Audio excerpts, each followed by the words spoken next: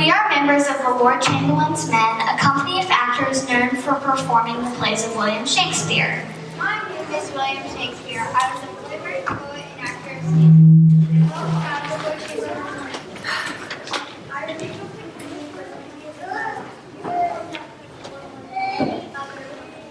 In 1599, the Globe Theatre was built, and Mr. Shakespeare was a 10% shareholder. He died in 1616 in Stratford. During his life, he composed 37 plays and 154 sonnets, which were first published in 1623 by his friends in the First Folio. He had command, some say, of a vocabulary of over 54,000 words. Tonight, that diversion will be Midsummer's Night's Dream, a tale of misunderstandings, deception, and love. Hark, hark! Our sovereign majesty, Queen Elizabeth, has condescended to attend this evening's revels, whose gracious presence we must honor by donning our most reverend customs. I do entreat you, sirs and madams, please rise from your benches. Up! Up!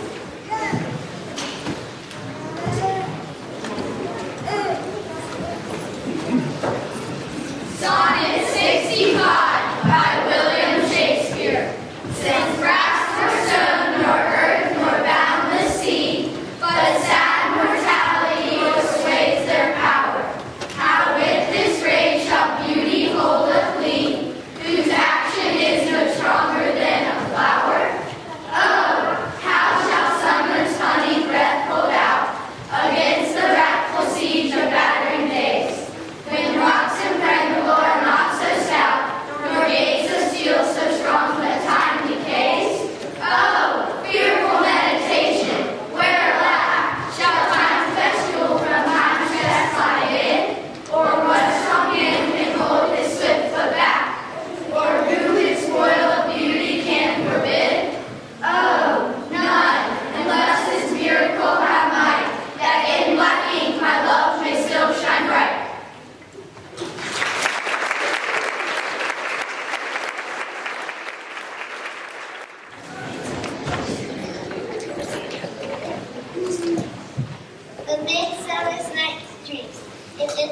since we played with permanent captains. We have a story raised with truth that we would like to share with you. We set the stage to begin the show in Athens, Greece, so long ago. Now let us take you back in time when a Duke named Theseus was in his prime. A father named Aegeus burst into the room. His face was furrowed with anger and gloom. Aegeus bowed low to the Duke and confided, "My daughter won't marry the one I decided." Hermia refuses to be Demetrius' wife, tells him that she has pledged love in her life. The noble Duke rose from his governing throne. Your behavior, young lady, I cannot condone. Hermia protested, "This law I defy. I'll be a nun. I'll even die." The atmosphere had grown very tense, and Lysander came to Hermia's defense. Don't cry, Hermia. Your tears I will soothe. The course of true love never did run smooth. We surely will marry and end our sorrow. Come run away with me at twilight tomorrow. We'll meet in the forest, Hermia said without fear, then into the darkness will disappear. I hadn't taken but a single pace when the tears ran up my familiar face. It was Helen and Hermia's best friend. She looked like she was at her wit's end. Oh, Hermia, cried Helena, Demetrius is my life, but he loves you, and I will never be his wife. Hermia replied, "Dear Helena, don't cry. I guarantee you I will not marry a guy." The hours dragged by till the following eve, and the four desperate lovers prepared to leave. Lysander and Hermia met us at the trudged through the forest, hand clutching hand. Demetrius followed this couple's happy mood, Helen unchanged, Demetrius in hot pursuit. All four trudged through the forest completely unknown, but truly these mortals were not alone. For in the dark woods, as the humans took flight, the fairies had revels far to night. Oh, one was the king of this fairyland, and his fairy sprites jumped up at his in the command. Ladies and gentlemen, you must now watch and see what becomes of overrun coaches in a Midsummer Night's Dream.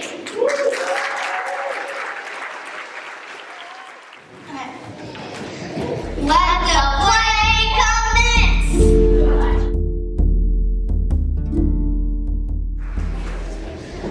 Now, fair and politics, our nuptial hour draws on apace. 4 happy days bring in another moon. But oh, methinks how slow this old moon waits. She lingers my desires, like to a step-dame or a dowager, long withering out a young man's ribbon. For days will quickly sleep in the night, or nights will quickly drink away the time. Then the moon, like to a silver bow, the bit in heaven, shall behold the night of our slumber. Go illustrate, stir up the Athenian youth commeriments. Hippolyta, I wooed thee with my sword, and won thy love by doing the injuries. But I will wed thee in another key, with pomp, with triumph, and with revelry. Happy be Theseus, our renowned Duke. What's the news with Full of vexation come I, with complaint against my child, my daughter Hermia. Stand forth, Demetrius, my noble lord. This man hath my consent to marry her. Stand forth, Lysander. This man hath bewitched the bosom of my child. Thou, Lysander, thou hast given her rhymes, and interchanged love tokens with my child. Thou hast by moonlight at her window sung, with feigning voice and verse of feigning love, and stolen the impression of her fantasy with bits of thy hair, rings, gauds, knacks, trifles, nosegays, sweetmeats, and strong grown and unhardened youth. With cunning hast thou filched my daughter's heart, and turned to obedience, which is due to me, to stubborn harshness. And, my gracious Duke, Theseus shall not hear before her grace consent to marry with Demetrius, and make the ancient privilege of Athens, as she is mine, to may dispose her, which shall be either to this gentleman, or to her death, according to her law, immediately provided in that case. What say you, Hermia? Be advised, for me. To you, your father's written as a god, unto whom you are but as a form in wax. By him imprinted, and within his power, believe the figure or disfigure it. Demetrius is a worthy gentleman. So is Lysander. In himself he is, but in this kind, wanting your father's will, the other must be held the worthier. I do entreat your grace to pardon me. I know not what by power I made bold, nor how it may concern my modesty. In such a presence here to read my thoughts, but I beseech your grace, the worst that may befall me in this case, if I refuse to wed Demetrius. Either to die the death, or to abjure forever the society of men. Therefore, fair friend, question your desire. Know of your youth, examine well your blood. Whether if you yield not to your father's choice, you can endure the livery of a nun. Thrice blessed they that master so their blood. But earlier happy is the rose distilled, than the which, withering on the virgin thorn, grows, lives, and dies in single blessing. So I grow, so live, so die, my lord. Ere I will yield my vain patient up unto his lordship, whose unwishing my soul consents not to give solitude. Take time to pause, and by the next new moon, the sealing day which was my lovely, either prepare to die for disobedience to your father's will, or to wed Demetrius as he would, or on Diana's altar, procure death, where I austerity and single life. Relent, sweet Hermia, and Lysander, yield thy grace title to my certain right. You have her father's love, Demetrius. Let me have Hermia's. Do you marry him? Scornful Lysander, true, he hath my love. And what is mine, my love to her, and she is mine. And all my right I do estate upon Demetrius. I am, my lord, as well derived as he, and as well possessed. My love is more than his. My fortunes every way as fairly ranked, if not with advantage as Demetrius, which is more than all these boasts can be. I'm beloved of beauteous Hermia. Why should not I then prosecute my right? Demetrius, I'll vouch to his head. Made love to Nader's daughter, Helen, and won her soul. And she, sweet lady, dotes, devoutly dotes in idolatry upon this spotted and inconstant man. I must confess that I have heard so much, but being overfull of self-affairs, my mind did lose it. But Demetrius, come, Demetrius, I have some private schooling for you both. Bring you fair, Hermia, look to arm yourself and fit your fancies to your father's will, or else the law of Athens yields you up to death or to a vow of single life. Come, my Hippolyta. With duty and desire we follow you. How now, my love? Why are your cheeks so pale? How chanced the roses there to fade so fast? Like the want for rain which had dropped in the tempest of man. I me, for aught that I could ever read, could ever hear by tale or history, the course of true love never did run smooth. Oh, cross, too high to be enthralled, too low. Or else misgraft in respective years, Spite, too old to be engaged, too young. Or else it stood upon the choice of friends. Oh, hell, to choose love by another's eyes. Or, if there is sympathy in choice, war, death, and sickness did lay siege to it, making it momentary as a sound, swift as a shadow, short as any dream, brief as lightning in the cold night. That in the spleen unfolds both heaven and earth, and ere a man hath power to say, behold, and the jaws of darkness do devour it up. And so quick, bright things come to confusion. Then if true lovers have ever crossed, it stands as an addicted destiny. Let us teach our trial patience. A good persuasion. Therefore, hear me, Hermia. I have a widowed aunt, a dowager, of great revenue, and she hath no child. From Athens is her house, remote 7 leagues, and she respects me as her only son. There, gentle Hermia, will I marry thee.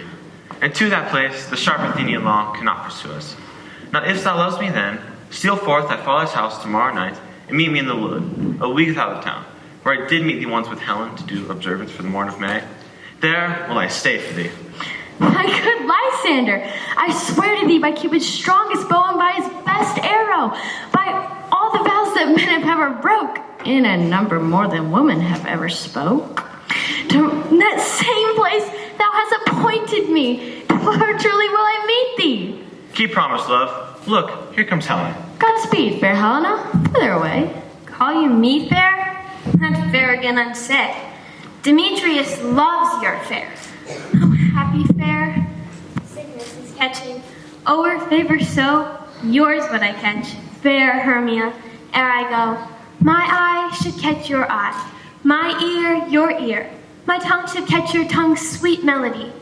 Were the world mine, Demetrius the invaded, the rest I'd give to be to you translated. Oh, teach me how you look, and with what art you sway the motion of Demetrius' heart. I frown upon him, yet he loves me still. Oh, that your frowns would teach my smile such skill. I give him curses, yet he gives me love. Oh, that my prayers could such affection move. The more I hateth, the more he followeth me. The more I love, the more he hateth me. His folly, Helena, is no fault of mine. None but your beauty would that fault were mine. Take comfort, for he shall no more see my face. Lysander and myself shall fly this place. Before the time did Lysander see Athens as a paradise to me. Oh, that lover's cross he hath do dwell, that he hath turned heaven into hell. Helen, to your minds will unfold. Tomorrow night, when Phoebe doth behold her silver visage in watery glass, that with liquid pearl and plaited grass, a time the lover's flight doth still conceal, hath me and Hermia devised to steal. And upon the wood, where often you and I, upon faint primrose beds were wont to lie, emptying our bosoms their counsels sweet, Lysander and myself shall meet. And thence from Athens turn away our eyes, to seek new friends and stranger companies. Farewell, sweet playfellow, and pray thou for us. Grant thee luck with thy Demetrius. Lysander, we must starve our sight, from lover's food till Mardi midnight. I will, my Hermia. Helen, adieu. As you on him, Demetrius still on you. How happy some or others some can be. Through Athens I am thought as fair as she. But what of that? Demetrius thinks not so. He will not know what all that he do know. And as he errs, doting on Hermia's eyes, so I admiring of his qualities. Things base and vile, holding no quantity. Love can transpose to form and dignity. Love looks not with the eyes, but with the mind. And therefore is winged Cupid painted blind. Nor has love's mind of any judgment taste. Wings and no eyes figure unheedy haste. And therefore is love said to be a child, because in choice he is so oft beguiled. As waggish boys in game themselves forswear, so the boy love is perjured everywhere. For ere Demetrius looked on Hermia's eye, he hailed on oath that he was only mine. And when this hail some heat from Hermia felt, so he dissolved. Showers of oaths did melt. I will go tell him of fair Hermia's flight. Then to the wood will he tomorrow night pursue her. And for this intelligence, if I have thanks, is a dear expense. But here mean I to enrich my pain, to have a sight thither and back again.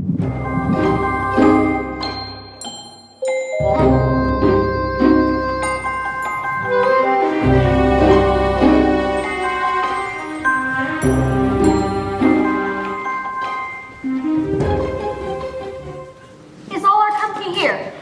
You are best to call them generally, man by man, according to the script. This is the scroll of every man's name which thought fit through all Athens to play in our interlude before the Duke and Duchess on his wedding day at night.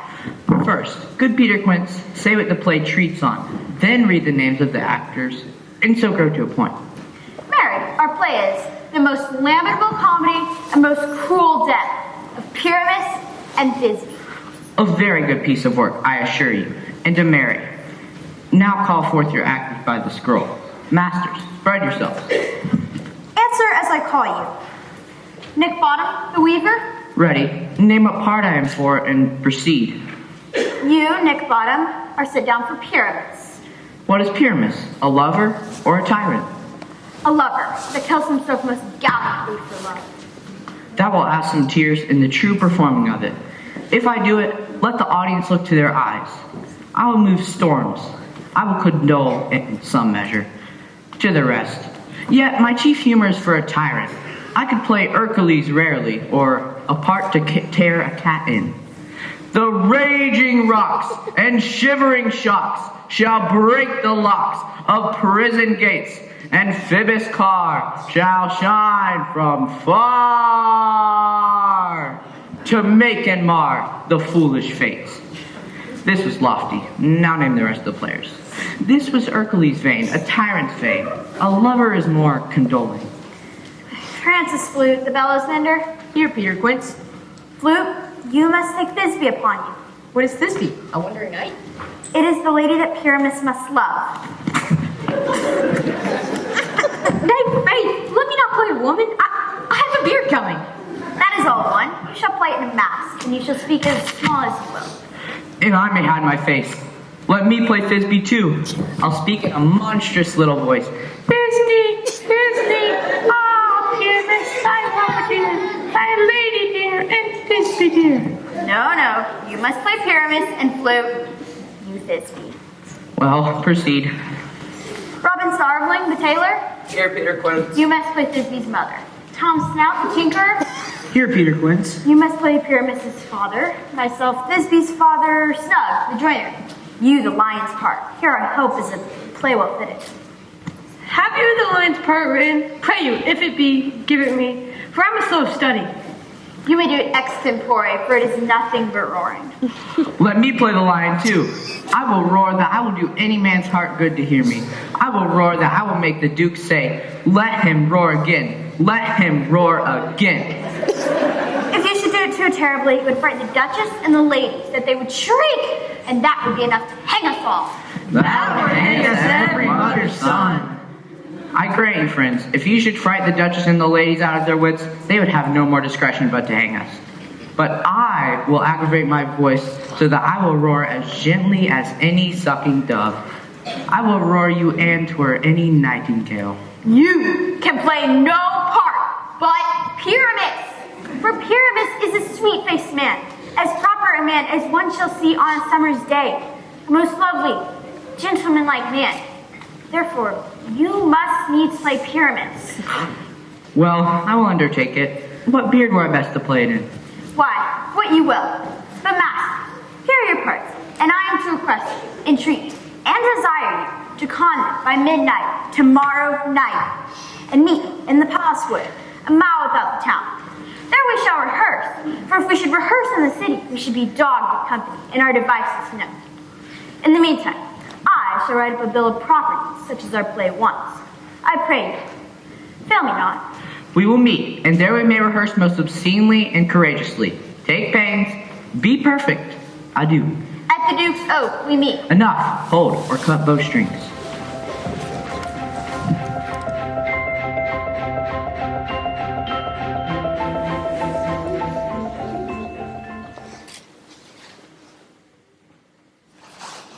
How now, spirit? Whither wander you? Over hill, over dale, through bush, through fire, over park, over field, through flood, through fire.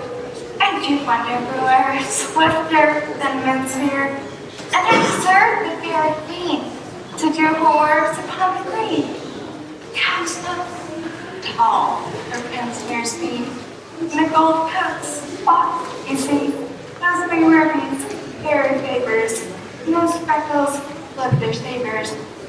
And less stones like some dewdrops here, that hang a pearl on every castle tier.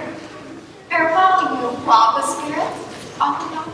Our queen and all the else come here anon. The peacock is rose of ice. They keep the wings on the top of the side.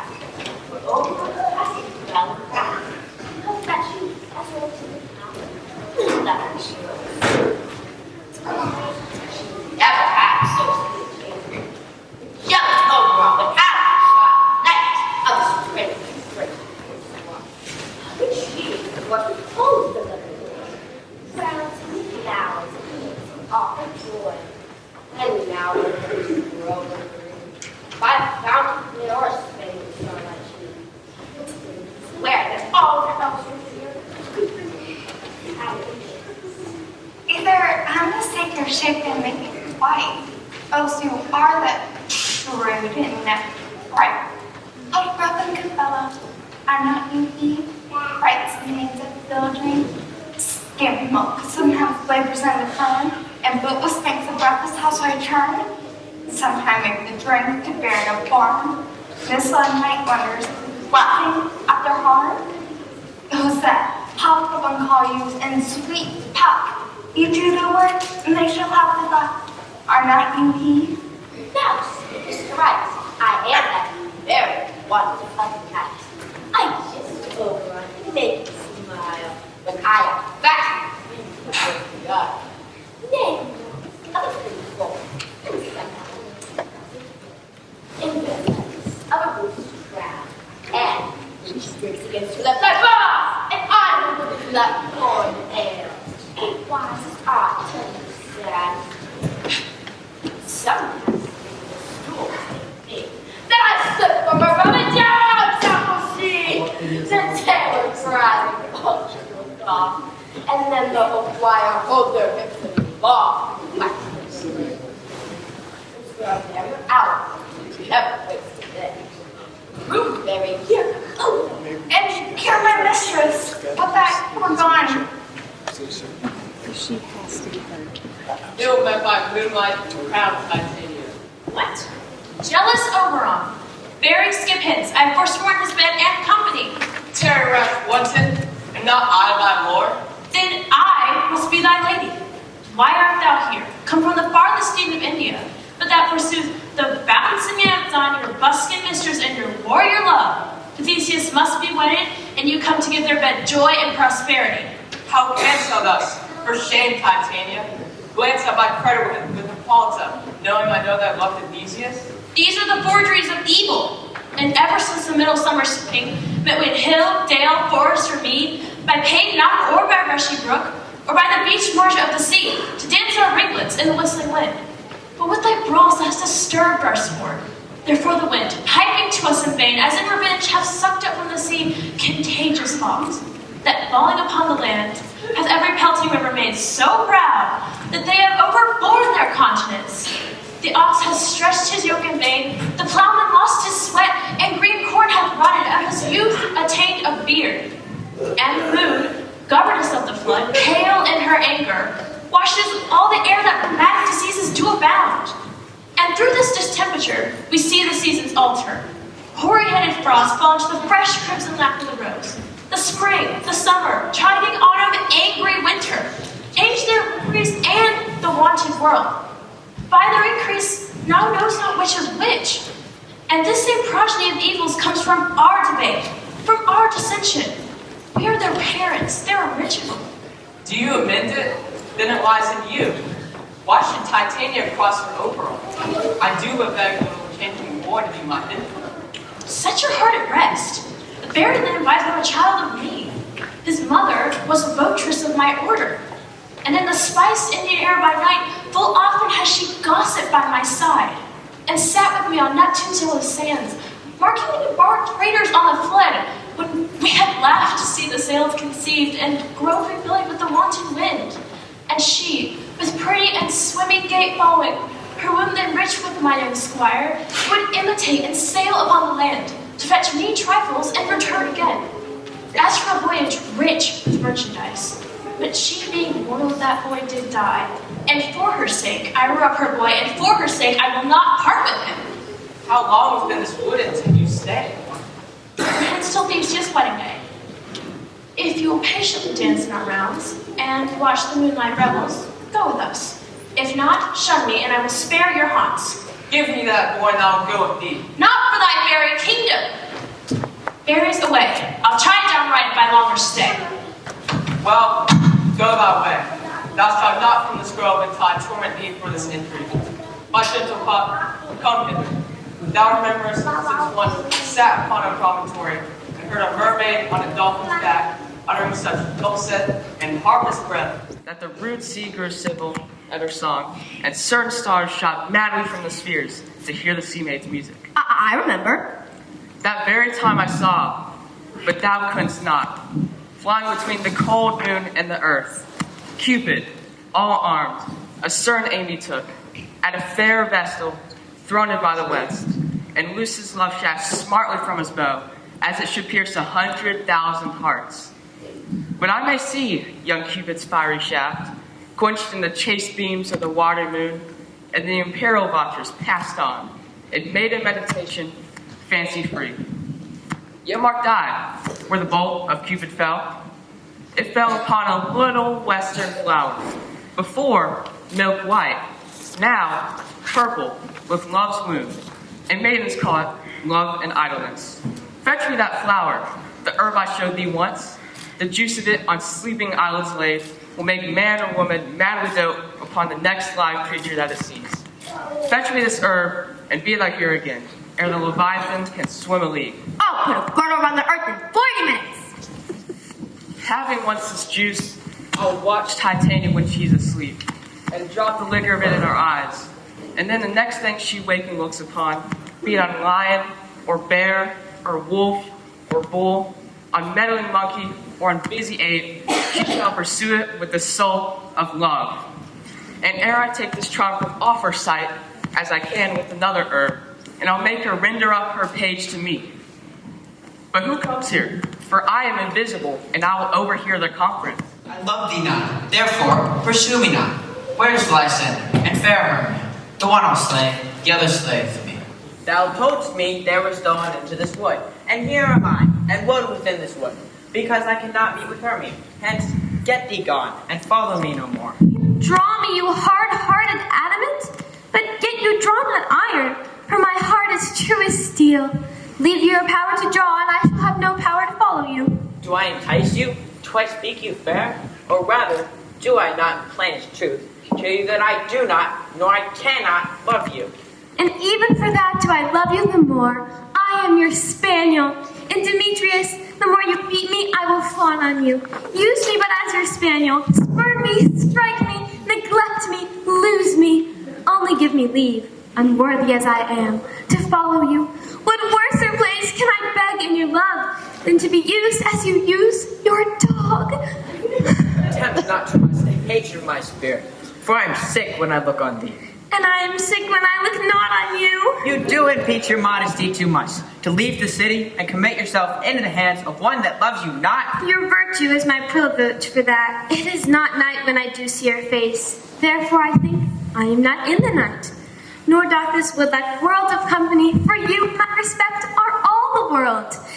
How can it be said I am alone when all the world is here to look on me? I'll run from thee, and hide me in the brakes, and leave thee to the mercy of wild beasts. The wildest hath not such a heart as you. Run when you will, the story shall be changed. Apollo flies, and Daphne plays the chase. The dove pursues the griffin, the mild hind makes speed to catch the tiger. Bootless speed when cowardice pursues, and the other flies! I will not stay thy questions. Let me go. For if thou follow me, do not believe but I shall do thee mischief in the way. The temple, the town, the fields do me mischief. Fie, Demetrius! The wrong set skin on my set. We cannot fight for love as men may do. We should be wooed, and we're not made to woo. We'll follow thee and make a heaven of hell, to die from the hand I love so well.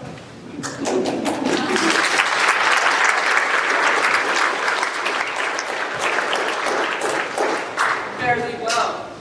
Nymph, ere you do leave this grove, thou shalt fly, and he shalt seek thy love. Hast thou the flower there? Welcome, wonder. There it is. I pray thee give it to me. I know a bank where the wild dawn blows, where oxus and nodding violet grows, quite over canopy, with luscious woodbine, with sweet moss roses, and with eglantine. There sleeps Titania, some time of the night, lulled in these flowers with dancing and delight.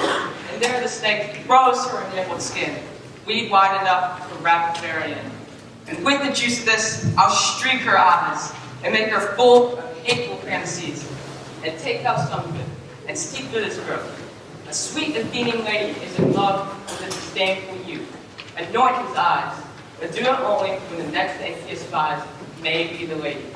Thou shalt know the man by the Athenian garments he hath on, and affect it with some care, that he may prove more fond of her than she is upon her love.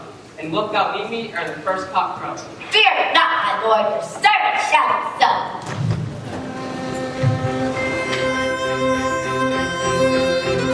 Sink you now to sleep, and to your offices and have rest.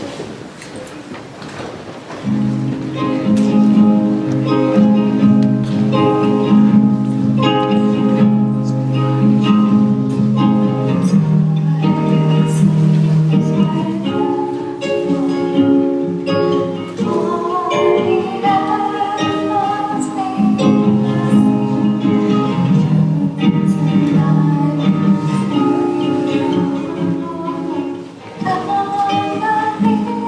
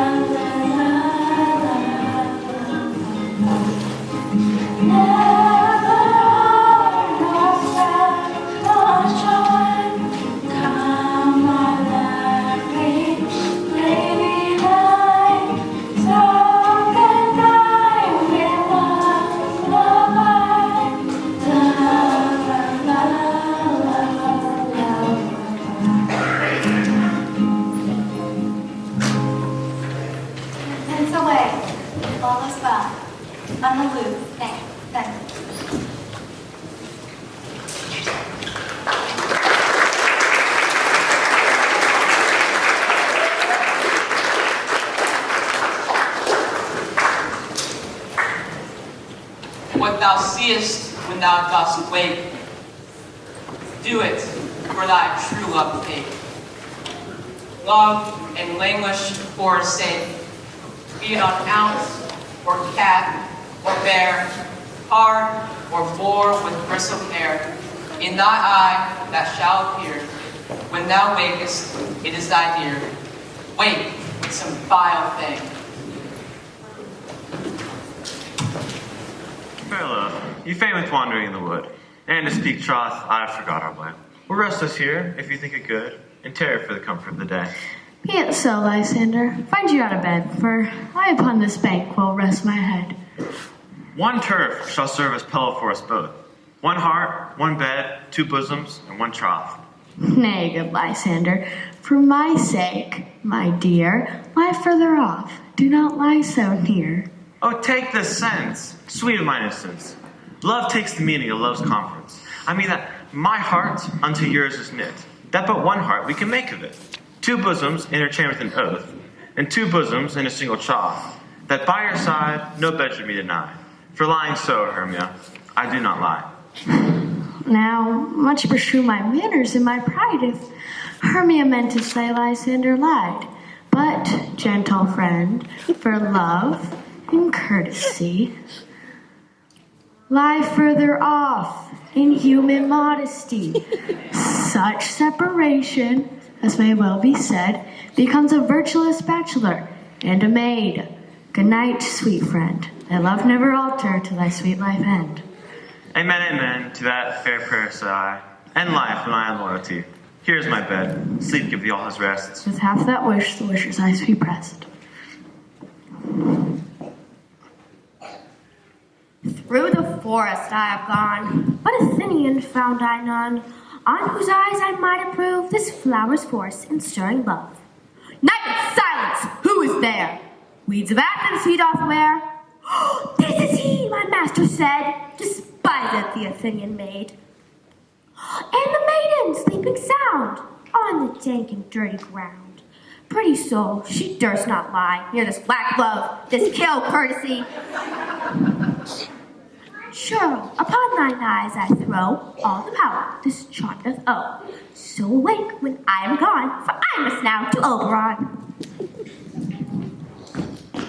Stay, thou wilt kill me, sweet Demetrius. I charge thee, hence, and do not haunt me thus. Oh, wilt thou darkling leave me? Do not so. Stay, on thy peril, I alone will go. Oh, I am out of breath in this fond chase. The more my prayer, the lesser is my grace. Happy is Hermia, where sore she lies, for she hath blessed and attractive eyes. How came her eyes so bright? Not with salt tears. If so, my eyes are oftener washed than hers. No, I'm as ugly as a bear, for beasts that meet me run away for fear. Therefore, no marvel though Demetrius do, as a monster fly my presence thus.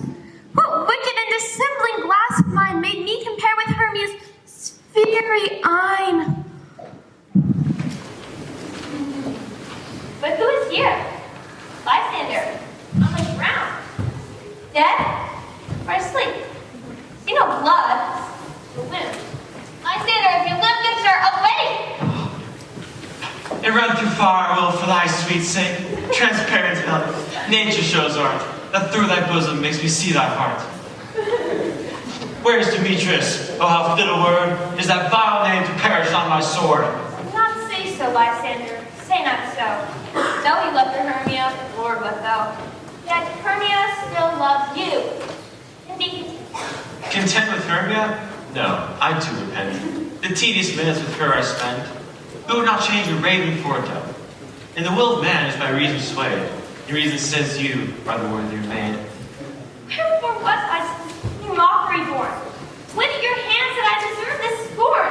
Is it not enough?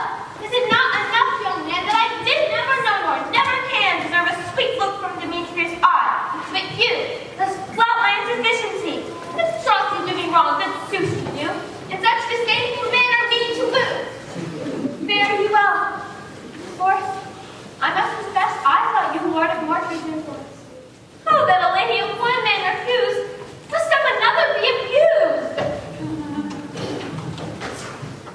she's not Hermia. Hermia, sleep thou there, and never mayst come my son again. In all my power, address your love and might, to honor Helen and to be her knight. Help me, Lysander, help me. It is thy best to pluck this crawling serpent from my breast. I mean, for pity, what a dream was here. Lysander, look how I do quake with fear. Methought a serpent eat my heart away, and you sat smiling at his cruel play. Lysander. Lysander? What? Removed? Gone? No sound? No word? Speak of our loves. I swoon almost with fear. No? Then I perceive you are not nigh. Either death or I'll find you immediately.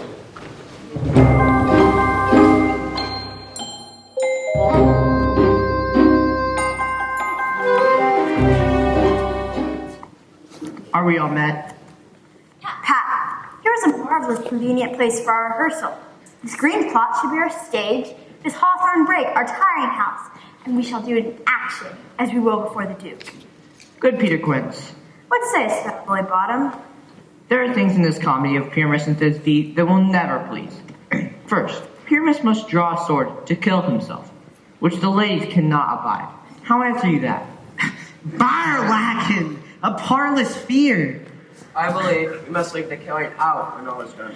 Not a whit. I have a device to make all well. Write me a prologue, and let the prologue seem to say that we will do no harm with our swords, and that Pyramus is not killed indeed, and that I, Pyramus, am not Pyramus, but Bottom the Weaver. This will put them out of fear. Well, we shall have such a prologue, and it will be written 8 and 6. No. Make it 2 more. Let it be written in 8 and 8. Won't the ladies be afeard of the lion? I fear it, I promise. Masters, you ought to consider with yourselves to bring in, God shield us, a lion among ladies is the most dreadful thing, for there is not a more fearful wildfowl than your lion living, and we ought to look to it. Therefore another prologue must tell he is not a lion. Nay, you must name his name, and half his face must be seen through the lion's neck, and you must speak through, saying thus, or to the same effect. Ladies, or fair ladies, I would wish you, or I would request you, or I would entreat you, not to fear, not to tremble, my life for yours. If you think I come hither as a lion, it were pity of my life. I am no such thing. I am a man as other men are. And there, tell him plainly, he is snug to join me. Well, it shall be so. But there are 2 hard things. That is, to bring the moonlight into the chamber. For Pyramus and Thisbe did meet by moonlight. Doth the moon shine that night we play our play? A calendar. Look at an almanac. Find out moonshine. Find out moonshine. Yes, it doth shine that night. Why, then may you leave a casement of the great chamber window where we play open, and the moon may shine in at the casement. Aye, or else one must come in with a bush of thorns and a lantern and say he comes to disfigure or present the person of moonshine. But there is one other thing.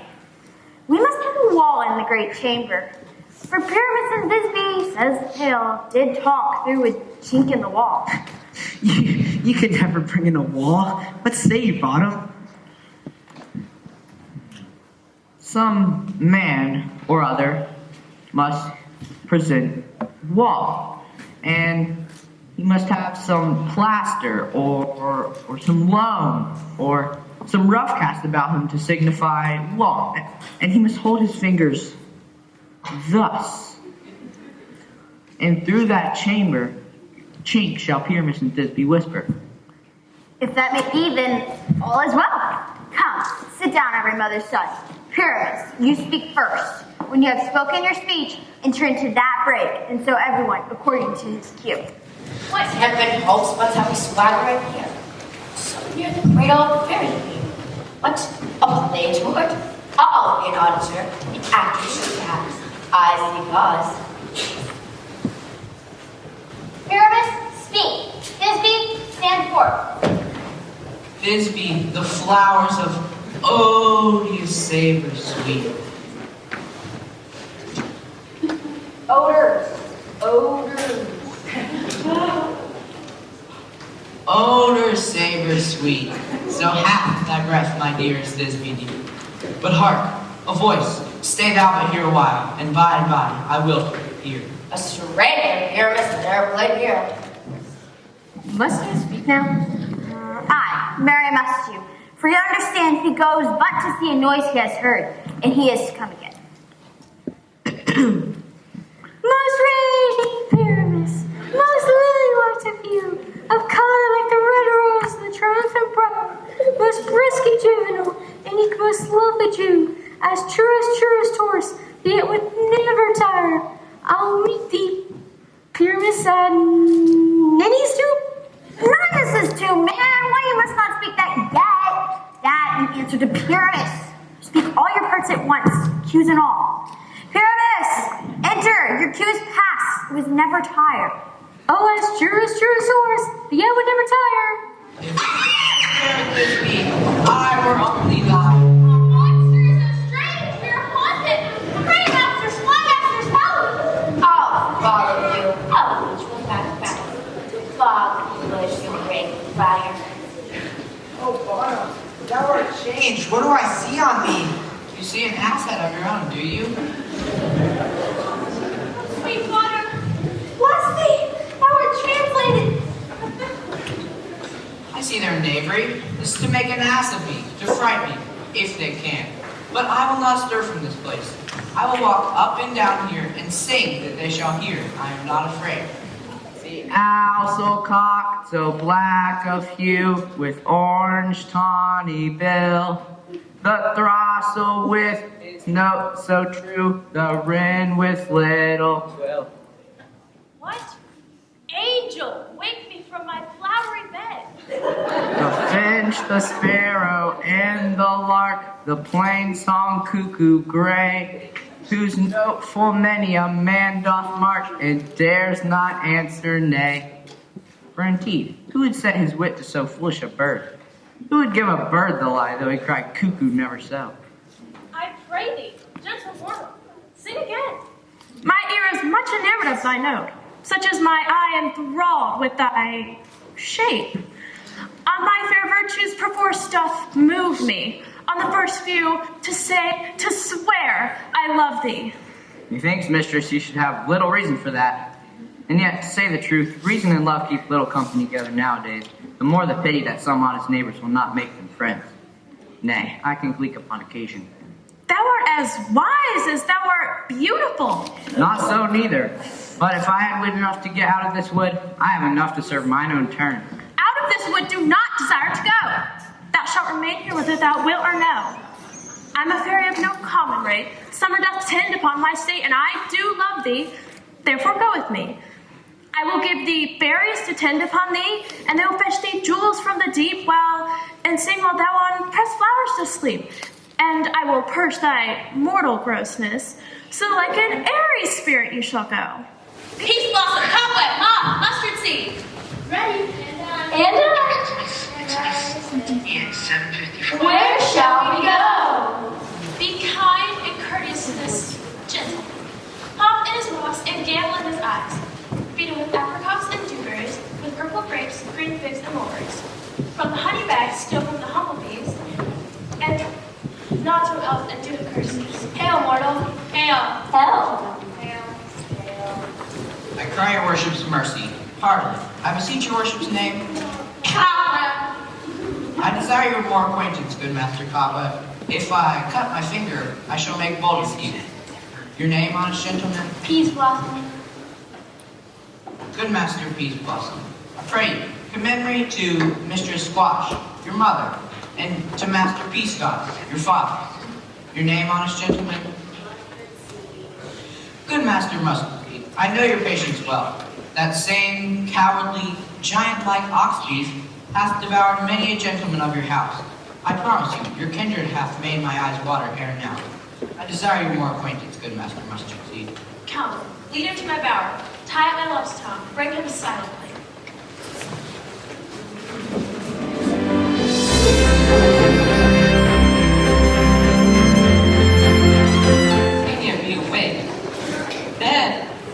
lies that next came in her eye, which she must know on in extremity. How now, mad spirit? What night will now about this haunted grove? My mistress was a monstrous love, near to her close and concentrated bower, when she was in her dull and sleeping hour. A crew of Patch's rude mechanicals, which work for bread upon Pythian stalls, were met together to rehearse a play, intended for great Theseus' nuptial day. The shallowest thick-skin of that barren sort, whom Pyramus presented in their sport, forsook his scene and entered in a break, when I did him with this advantage take, and as his null I fixed upon his head, anon his Thisbe must be answered, and forth my mimic comes when they him spy, so at his side away his fellows fly, and at our stamp here o'er and o'er one falls, he murder cries and help from Athens falls. I led them on in this distracted fear, and left sweet Pyramus translated there. When in that moment so it came to pass, Titania wicked and straightway loved. This falls out better than I could devise. But hast thou yet latched the Athenian's eyes with the love juice, as I did bid thee do? I took him sleeping, that is finished too. And the Athenian woman by his side, that wicked, of course she must be eyed. Stand close. This is the same Athenian. This is the woman, but not this the man. Oh, why rebuke you him that loves you so? Lay breast the bitter on your bitter foe.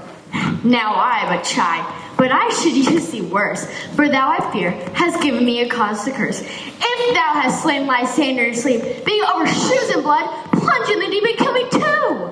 The sun was not so true unto the day as Lysander to me. We have stolen away from sleeping Hermia. It cannot be, but thou hast murdered him. Should a murderer look so dead, so grim? So should the murdered look, and so should I, pierced to the heart with your stern cruelty. Yet you, the murderer, look as bright as clear, as yonder Venus in her glimmering sphere. What's this to my Lysander? Ah, good Demetrius, wilt thou give him to me? I'd rather give his carcass to my hounds. Out, dog, out here! Thou hast driven me past the bounds of main patience. Hast thou slain him then? Oh, once, tell true, even for my sake. Durst thou looked upon him being awake and killed him sleeping? Oh, brave touch. I am not guilty of Lysander's blood, nor is he dead, for aught that I can tell. I pray thee, tell me then that he is well. And if I could, what should I get therefore? A privilege to see me no more. And from thy hated presence I part so, whether he be dead or no. There is no following her in this fierce vein. Here, therefore, for a while I will remain.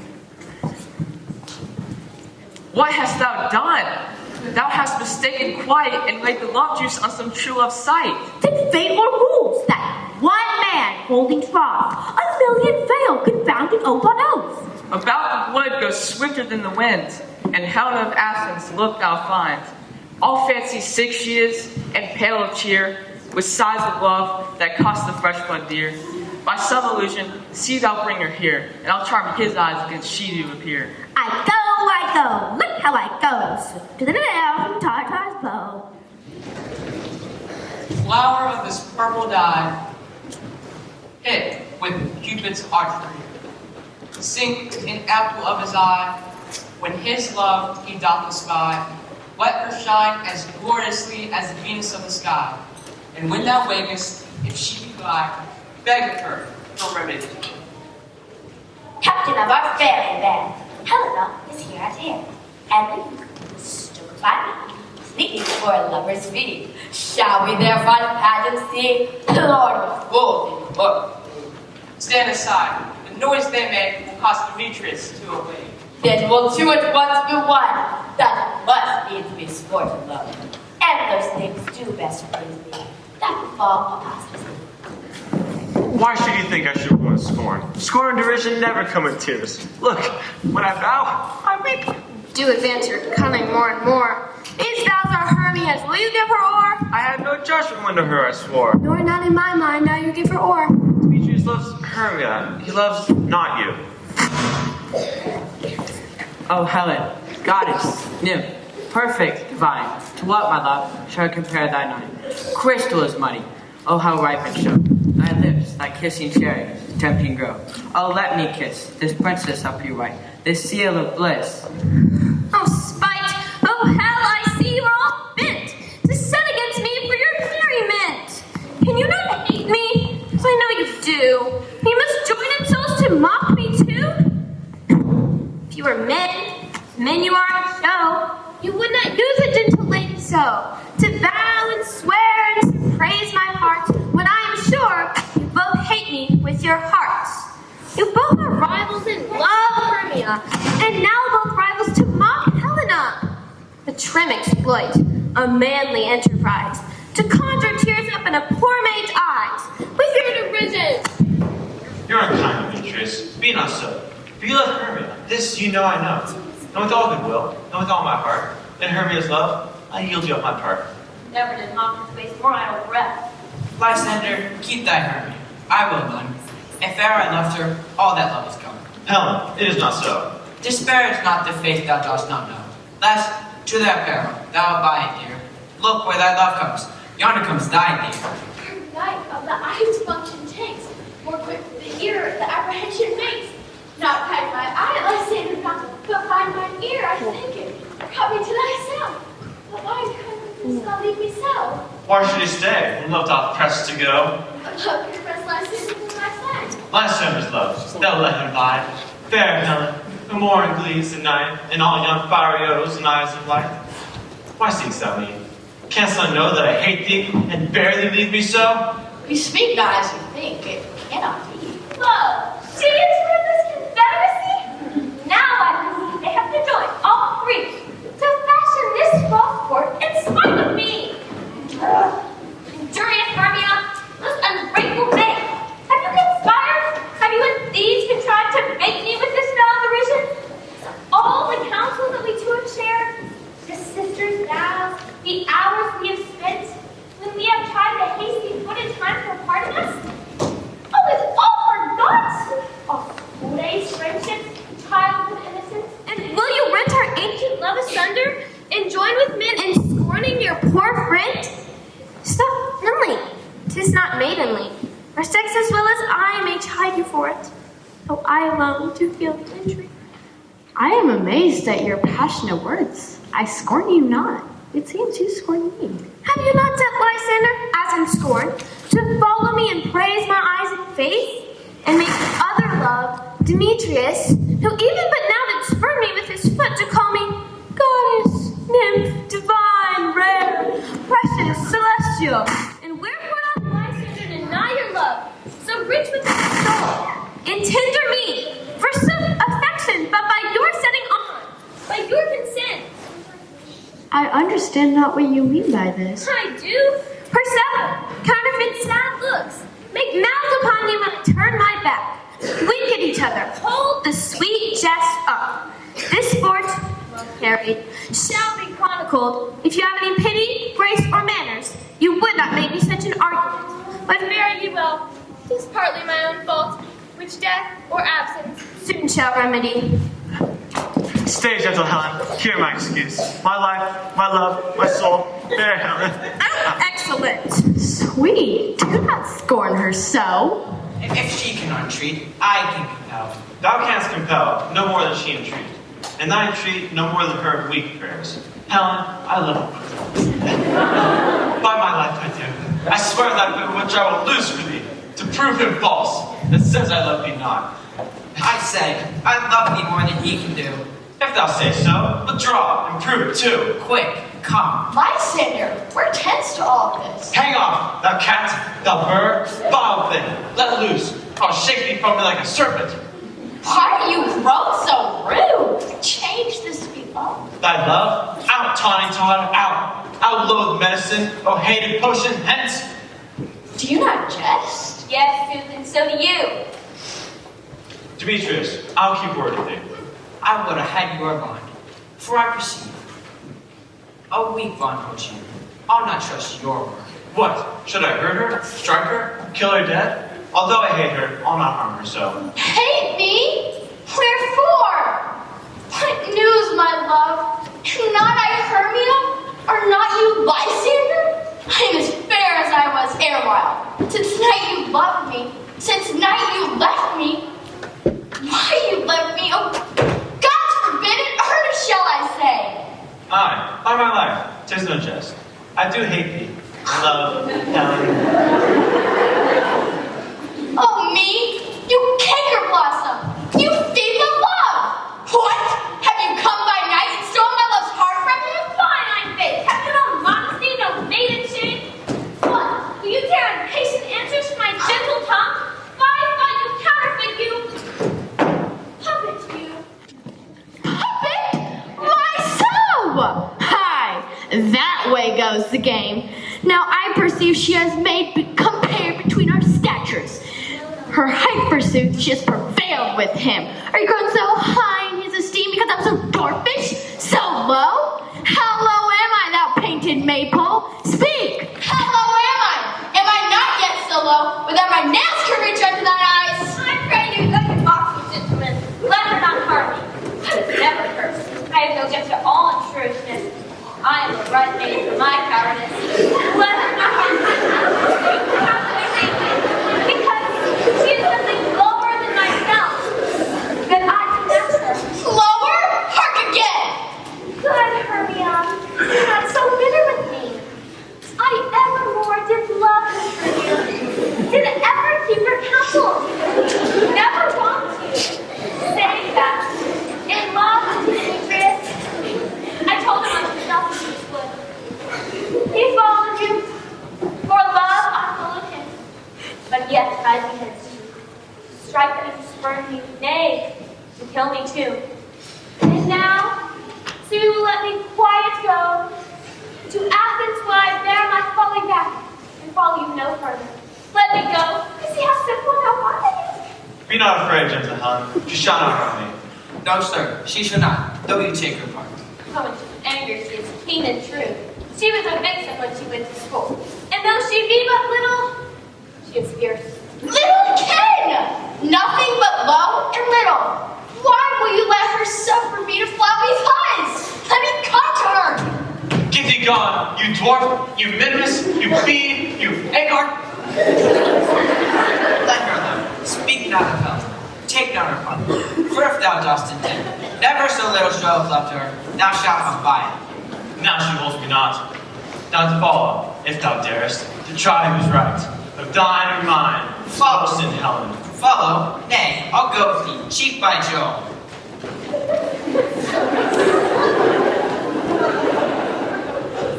Nay, you, mistress.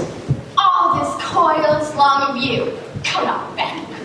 I do not trust you. I would long to stay in your company. The mine are quicker for a prey. My legs are longer though. To run away!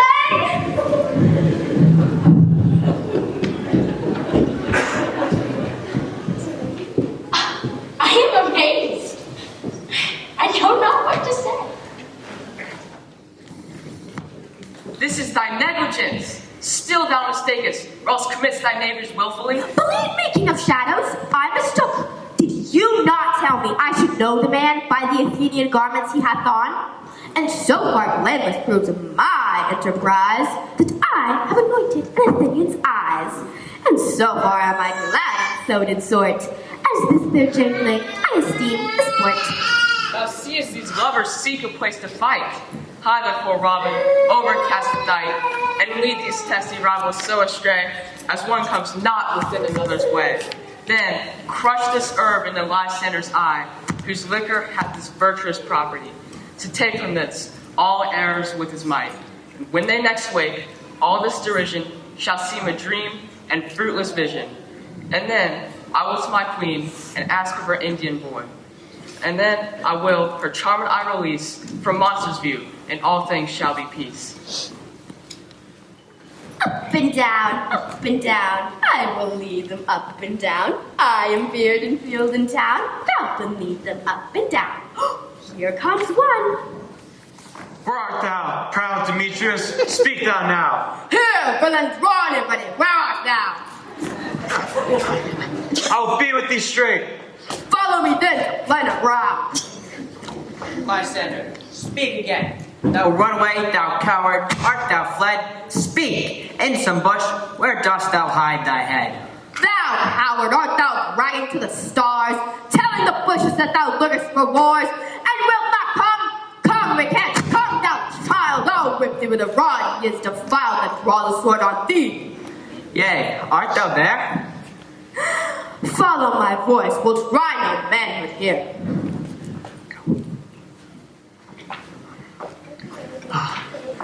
He goes before me and still dares me on. And where I come where he calls, then he is gone. The villain is much lighter heeled than I. I followed fast, but faster he did fly. And now follow am I in a dark and even way. I'll rest me here. Come, thou gentle day. Ho, coward, why comest thou not? Thou runnest before me, shifting every place, and darest not stand, nor look me in the face. Where art thou? Come hither, I am here. Nay then, thou mockest me. Thou shalt buy this dear. If ever by daylight see, now go thy way. Faintness constrains me to measure out my length on this cold bed. By day's approach, look to be visited.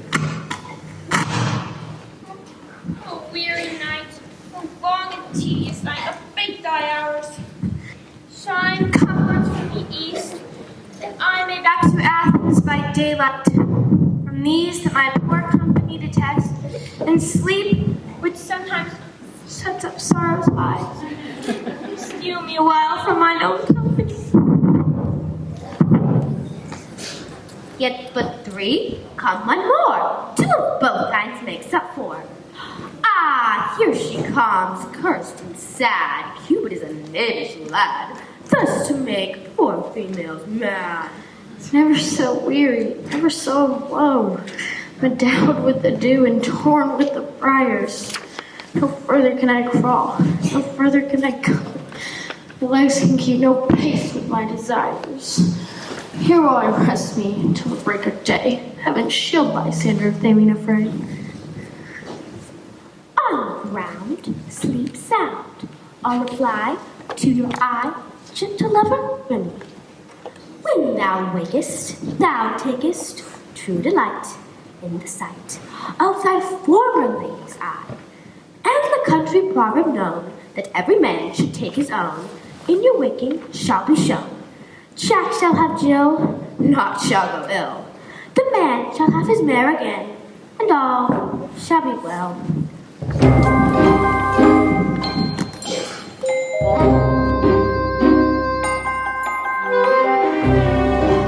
Sit thee down upon this flowery bed, while I thy amiable cheeks do coy, and stick my spurs to thy sleek smooth head, and kiss thy fair, large ears, my gentle joy. Where's Peas Blossom? Ready? Scratch my head, Peas Blossom. Where, Monsieur Coppa? Ready? Monsieur Coppa, good Monsieur, get you your weapons in your hands and kill me a reddened humblebee on top of a thistle. And good Monsieur, bring me the honey bag. And good Monsieur, have a care the honey bag break not, for I would be loath to have you overflung as a honey bag. Where's Monsieur Mustard Seed? Give me your niece. Pray, leave your curse. What's your will? Nothing but to help Peas Blossom to scratch. I must to the barber's, for methinks I am marvelous hairy about the face. And I am such a temptress, if my hair do but tickle me, I must scratch.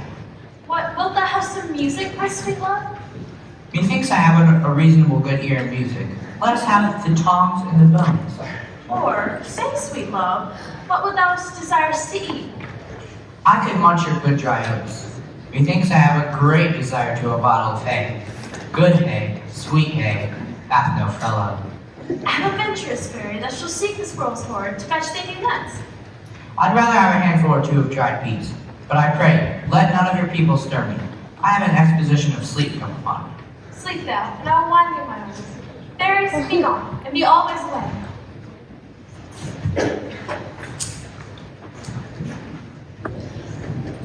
Welcome, good Robin. Seest thou this sweet sight? Her dotage now do begin to pity. For meeting her of late behind this wood, seeking sweet favors for this beautiful. I did upbraid her and fall out with her, for she is hair people that are rounded with coronet of fresh and fragrant flowers. And then I, at my pleasure, taunted her, and she in malterms begged my patience. I've been to ask of her, capering child, which straight she gave me, and her fairy seemed to bear into my bower in fairyland. And now I have the boy. Now undo this hateful imperfection of her eyes.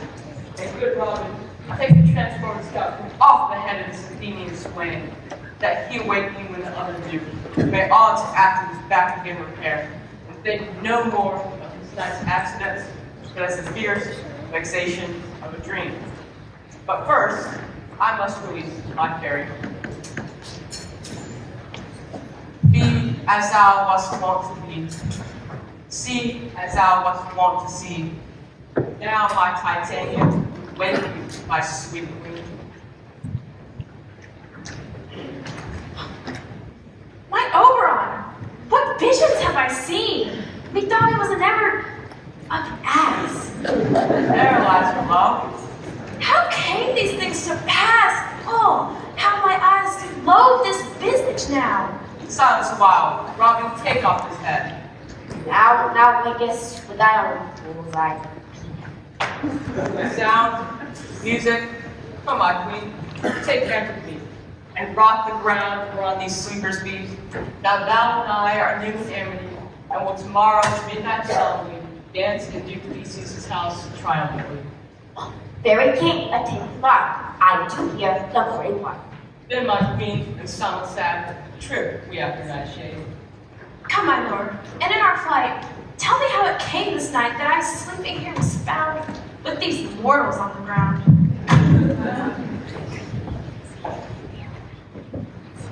Go with you. Find out the forester. My love shall hear the music of my home. Uncouple in Western Valley. Up and go. I was with Hercules and Cadmus once, when in a wood creek they bathed there. The towns of Sparta, never did I hear such gallant chiding. Besides the groves, the skies, the fountains, and every region near, seemed all one mutual cry. I never heard so musical discord, such sweet thunder. My hounds are bred out of this part of mine. Here's a sweep away the morning dew. What nips are these? My lord, this is my daughter, here asleep, and this Demetrius, and Lysander's, and this Helena, old Mater's Helena. I wonder if they're being here together. No doubt they rose up early to observe the rite of May, and here in our tent, hinder and grace of our solemnities. But speak, Aegeus, is this not the day that Hermia should give answer of her choice? It is, my lord. Go bid the huntsmen wake them with their horns.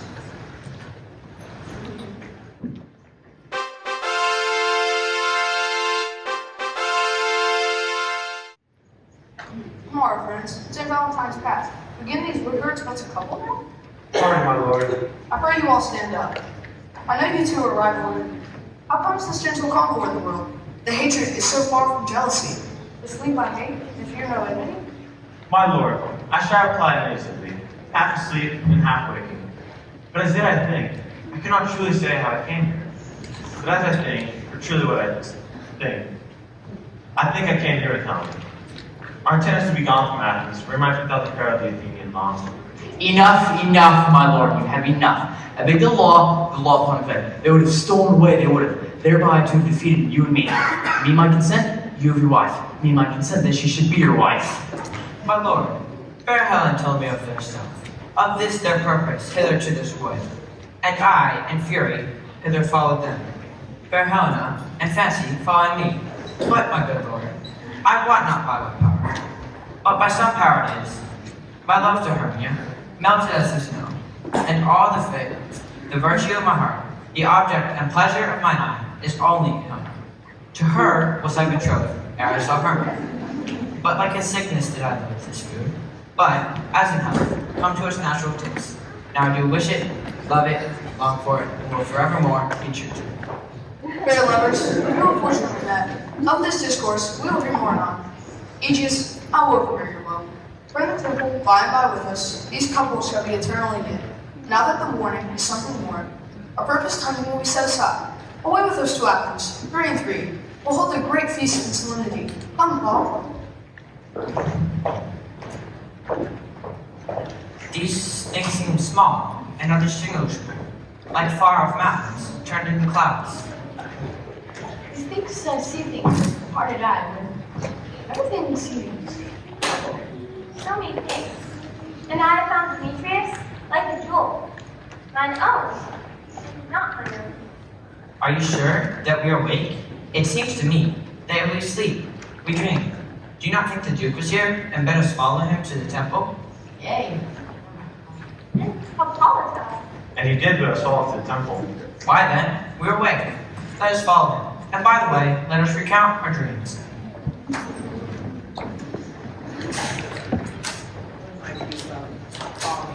And I will answer. My next is most fair fearless.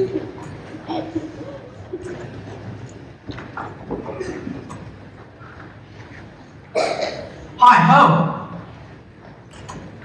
Peter Quince, Flute, the Bells Mender, Snout, the Tinker, Star Fleming.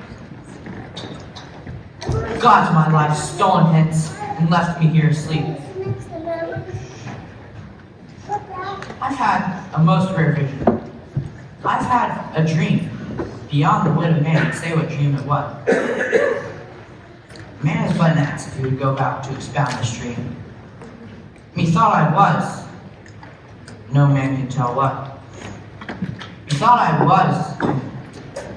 Methought I had. But man is but a patchful if you would offer to say what methought I had. The eye of man hath not heard, the ear of man hath not seen. Man's hand is not able to taste, his tongue to conceive, nor his heart to report what my dream was. I will get Peter Quince to write a ballad of this dream, and it shall be called Bottom's Dream, because it hath no bottom. I shall sing it in the latter end of a play before the Duke. Peradventure, to make it more gracious, I shall sing it at her death.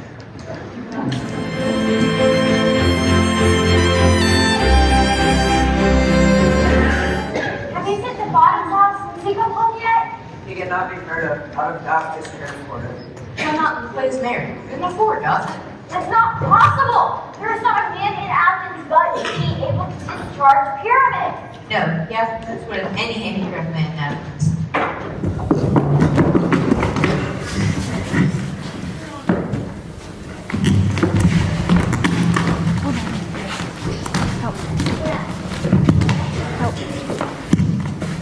Masters, the Duke is coming from the temple with 2 or 3 lords and ladies, all married, and for sport gone forward, we all been made men. Oh, sweet boy Bottom, thus if he lost 6pence a day in his life, he cannot escape 6pence a day. And the Duke cannot give him 6pence a day for playing Pyramus. I'll be hanged. He would have deserved it. 6pence a day in Pyramus or nothing. Where are these lads? Where are these hearts? Bottom! What was great today? It was happy hour. Masters, I am to discourse wonders, but ask me not what, for if I tell you, I am not true Athenian. I'll tell you everything right as it fell out. Tell us, sweet Bottom. Not a word of me. All I have to say is, the Duke hath dined. Get your apparel together. Good strings to your beards, new ribbons to your pumps. Meet presently at the palace. Let this be half clean linen, and let not him who plays the lion air his nails, for they shall hang out for the lion's claws. And most dear actors, eat no onions nor garlic, for we are to utter sweet breath. And I do not groan, but to hear them say, it is a sweet comedy. No more words. Away, away.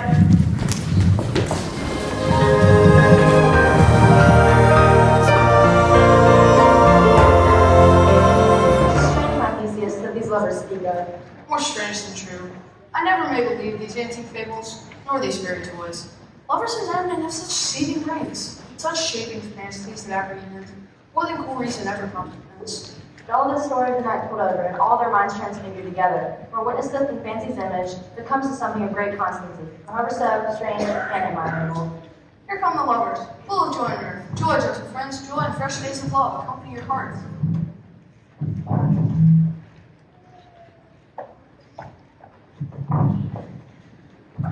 Wait in your royal walks, my lord. Your board, your bed.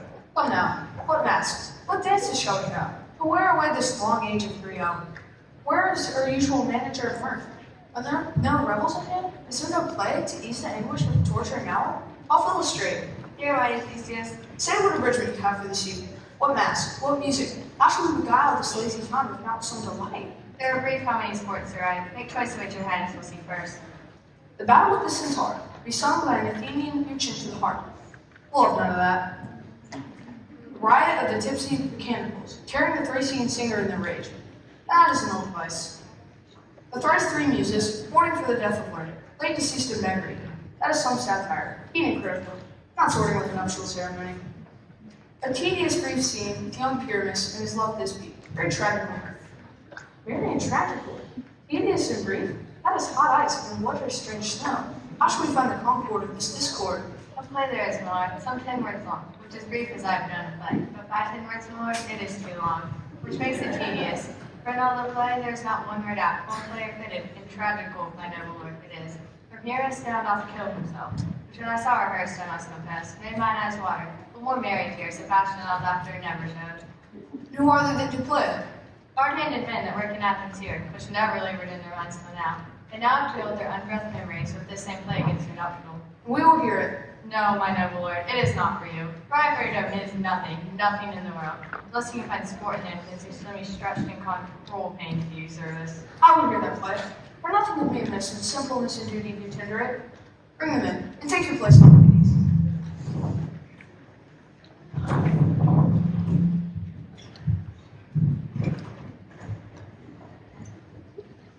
I love not to see wretchedness overcharged, and duty in the service perishing. Why, gentle sweet, you shall see no such thing. He says they can do nothing in this kind. The kind are we, to give them thanks for nothing. Our forth shall be to take what they mistake. So please, your grace, the prologue is addressed. Let him approach.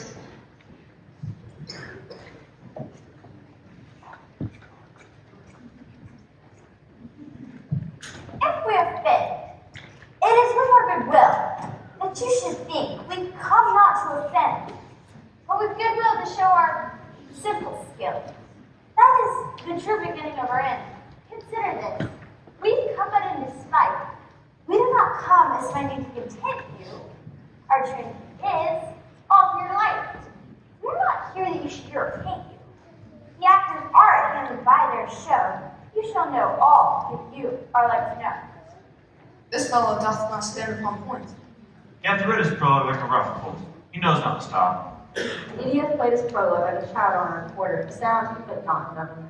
His speech was like tangled chain. Nothing impaired, but all discorded. Who is next? Gentles,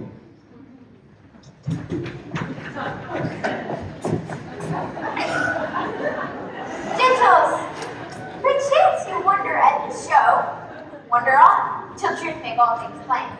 This man is pyramid.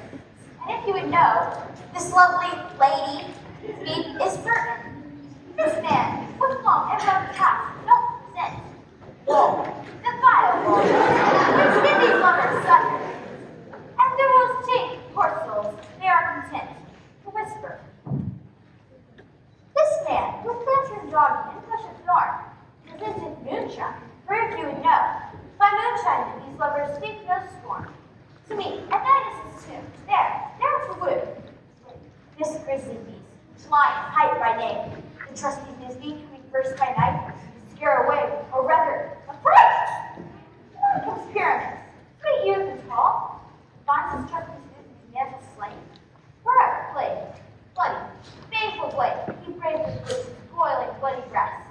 And this tearing in the mulberry shape, his dagger through to die. For all the rest, let moonshine law and lovers swing, at large discourse while they here do remain. Wonder if the lion be to speak. No wonder, my lord. One lion may, when many asses do. In this same interlude, it doth befall that I, one snout by name, present a wall. And such a wall as I would have you think, that had in it a crannied hole or chink, through which the lovers, Pyramus and Thisbe, are to whisper, often, very secretly. This loam, this rough cast in, this stone doth show that I am the same wall, the truth is so.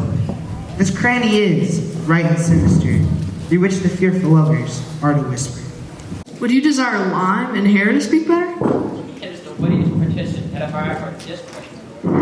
Pyramus draws near the wall. Silence. O grim look tonight, O night with hues so black, O night which ever art when day is not. O night, alack, alack, alack, I fear my Thisbe's promise is forgotten. And thou, O wall, O sweet, O lovely wall, that stands between your father's ground and mine. Thou wall, O sweet, O lovely wall, show me thy chink to walk through with my eye. Thanks, courteous wall, and Jove shield thee well for this. But what see I? No Thisbe do I see. O wicked wall, through whom I see no bliss. Cursed be thy stones for thus deceiving me. The wall, methinks, being sensible, should curse again. No, in truth, sir, he should not. For deceiving me is Thisbe's cue. She is to enter now, and I am to spy her through the wall. You shall see what will fall pat as I told you. Yonder she comes. Oh, wall, how often hast thou heard my moans, for parting my fair Pyramus and me? My lily lips often kiss thy stones with lime and hair knit up in me. I see a voice. Now will I to the chink, to spy, and I can hear my Thisbe's face. My love thou art, my love I think. Think what thou wilt. I am thy lover's grace, and like Lymander am I trusty still. And I like Helen, to the fates me kill. Not should false to Procris was so true. As she follows the progress, I to you. Kiss me through the hole of this black wall. Kiss the wall's hole, not your lips at all. Wilt thou at Minnie's tomb meet me straight away? Tide life, tide death, I come without delay. Thus have I, wall, my part discharged so, and being done, this wall away doth go. Now is the mural down between the two neighbors. No remedy, my lord. My walls are so willful, here without warning. This is the silliest stuff that ever I heard.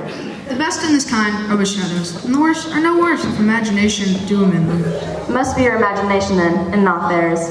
If we imagine no worse of them than they of themselves, they may pass for excellent men. Here come two noble beasts in, a man and a lion. You, ladies, you whose gentle hearts do fear, the smallest monstrous mouse that creeps on floor, may now perchance both quake and tremble here, when the lion rough and wildest rage doth roar. Know that I, once snug the joiner, and my lions fell, nor else no lions dam. For if I should as lion come in strife into this place, 'twere pity on my life. A very gentle beast, and of a good conscience. The very best side of beast, my lord, that ever I saw. This lion is a very fox for his valor. True, and a goose for his discretion. Not so, my lord. For his valor cannot carry his discretion, the fox carries the goose. His discretion, I am sure, cannot carry his valor, and the goose carries not the fox. It is well. Leave it to his discretion, and let us listen to the moon. This lantern doth the horned moon present. He should have worn the horns on his head. This lantern doth the horned moon present. Myself, the man in the moon, do seem to be. This is the greatest error of all the rest. The man should have been put in the lantern. How once is it the man in the moon? He dares not come there for the candle. For you see, it is already in snuff. I'm aweary of this moon. What he would change? Proceed, moon. All that I have to say is that this lantern is the moon, and I, the man in the moon. And this thorn bush is my thorn bush, and this dog is my dog. This is old Ninny's tomb. Where is my love?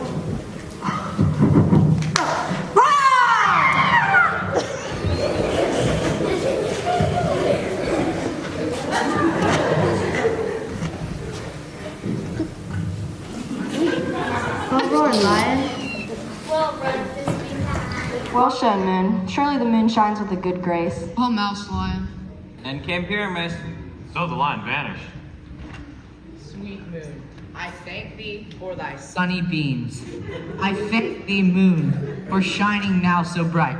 For by thy gracious golden glittering gleams, I trust to take of truest Thisbe sight. But stay, O spite, but mark, poor night, what dreadful dole is here? Eyes, can you see? How can it be? O dainty duck, O dear, thy mantle good. What, stained with blood? Approach ye furies fell. O fates, come, come, cut thread and thrum. Quail, rush, conclude, and quell. This passion, the my heart, but I beshrew the man. Wherefore, nature, didst thou lions frame? Since lion vile hath here deflowered my dear, which is, which was the fairest dame, that lived, that loved, that liked, that looked with cheer. Come tears, confound, out sword and wound, the pap of Pyramus, I, that left pap where heart doth hop. Thus die I, thus. Now am I dead, now am I fled. My soul is in the sky. Tongue, lose thy light. Moon, take thy flight. Now die.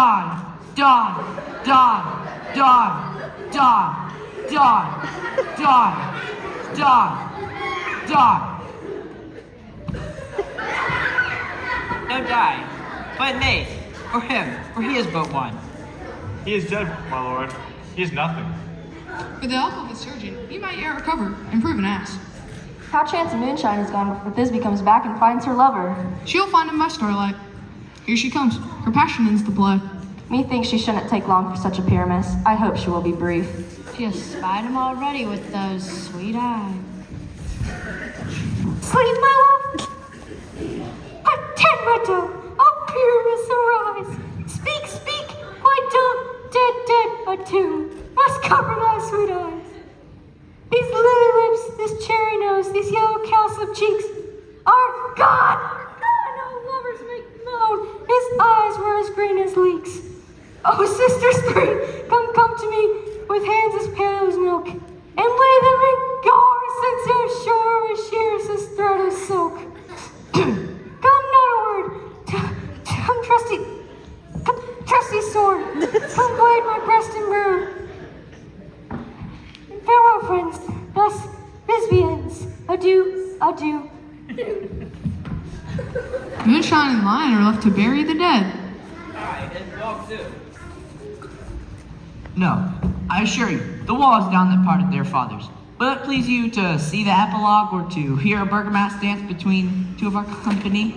No epilogue, I pray you, for your play needs no excuse. Never excuse, for when all the players are dead, there need none to be blamed. Mary, if he that had writ it had played Pyramus and hung himself in Thisbe's garter, it would have been a fine tragedy, and so it is, truly, and very notably discharged. But come, your Bergamask, let your epilogue alone.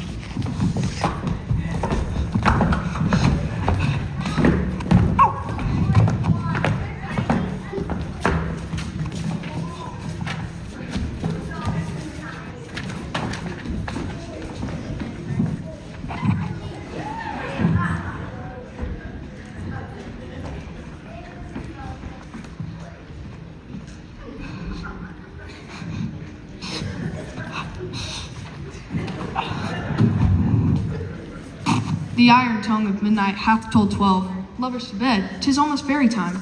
I fear we shall not sleep the coming morn, as much as we this night have overwatched. This palpable gross play hath well beguiled the heavy gate of night.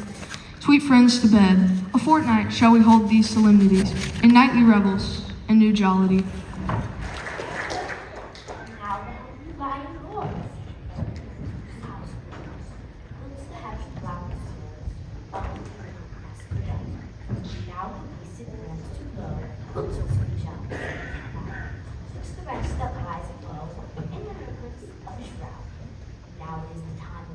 All graves, all in wide.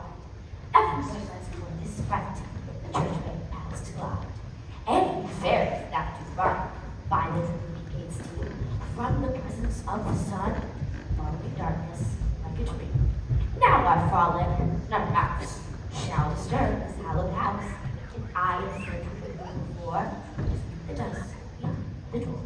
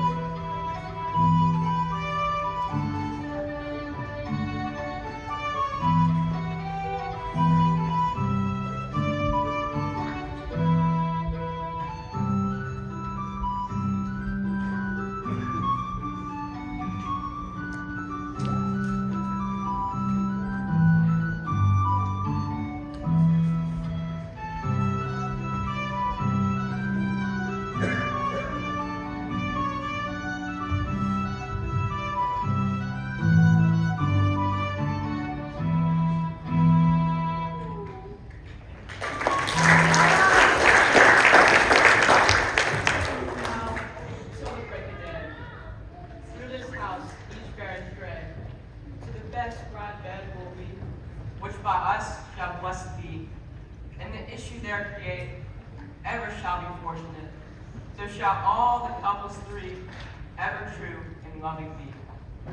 And the blots of nature's hand shall not in this issue stand. And each field do consecrate, every berry take his gain, and each several chamber blessed, through the palace with sweet peace.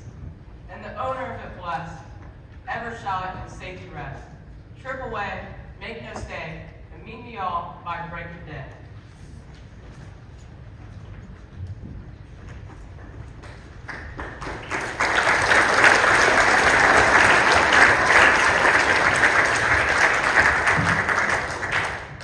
If the shadows have offended,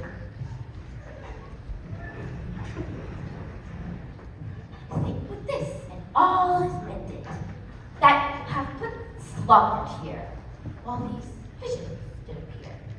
And this weakened eye with thee, no more yielding, but it's real. Gentle, do not reprehend. If you pardon, we will mend.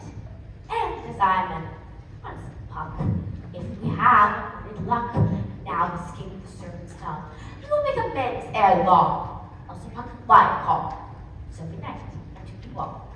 Give me your hands if you be friends, and Robin from the store of the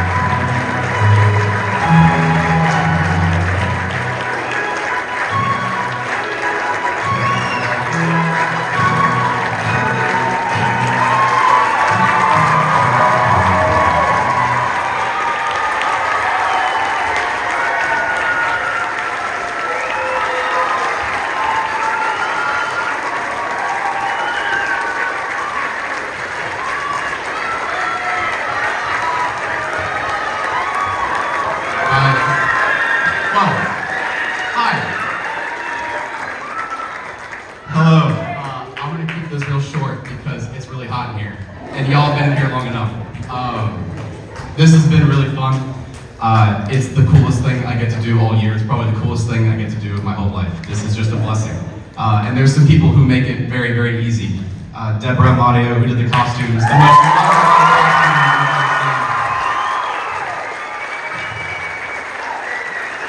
Y'all, she, in addition to being a teacher, has spent so many hours just poring over our inventory, poring over the costumes, and I cannot thank her enough. This lovely set was designed and implemented by Valerie Barclay.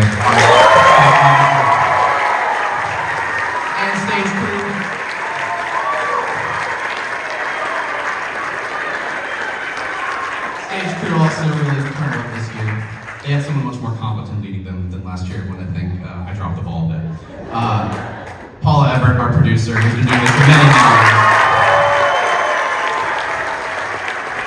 It's been great. I really appreciate it. Okay, so this has been a dream team. I just have to say, I'm so thankful for every one of you guys. And Preston, Lindsay, we love you, and you have done an incredible job with these actors. So, it was a joy to work with you.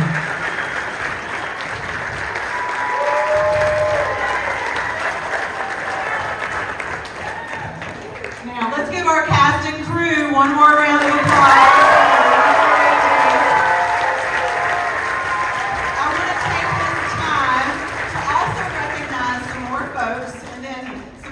Folks again. So we have some behind the scenes people that are really behind the scenes, but I would love for us to recognize them tonight. First, Caleb Wells, are you out there?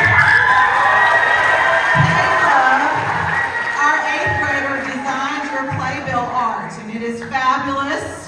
So great job, Caleb. Thank you. Also, speaking of playbill, Mrs. Kim Watkins did not put her name on it, but she designed all of that and made the website and did all of our communication social media. So let's give her.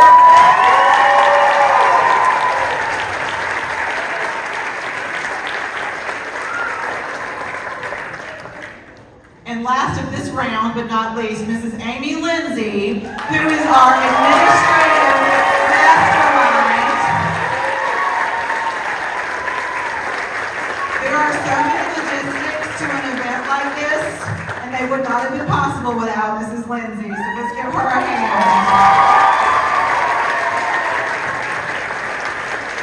Now, I'm keeping my head of school hat on, but I'm also putting a parent hat on, and I'm asking Mrs. Duncan to come join me as a parent. As a mom, I have gotten to see the amazing ways that the 4 people on stage, these adults, have poured into our children in ways that have allowed them to explore their passions and their gifts and to see God and the way God made them in new ways. And so we want to take another time to thank our 4 amazing leaders. So I'm going to pass this to Mrs. Duncan. As a parent, there's no greater joy than seeing your child live out their passions that God's put in them and to be able to just enjoy and be scaffolded and led by such caring adults that really care about them as a person, not just about the production. It's been such a sweet blessing. I know I speak on behalf of all the parents of the cast and crew for the ways these staff members who have their regular job here at Redeemer School took on this role and went above and beyond even in that. So we have a token of our appreciation from the parents of the cast and crew of A Midsummer Night's Dream for Deborah Amadio,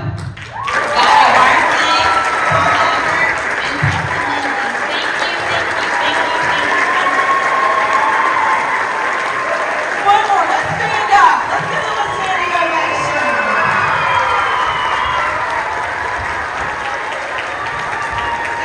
Natalie Holton, our queen. Thank you for a wonderful evening. I know there are lots of people who want to do some pictures, so let's do that. Have a wonderful rest of your evening, and you can cool off in the wonderful outside of this room. Thank you.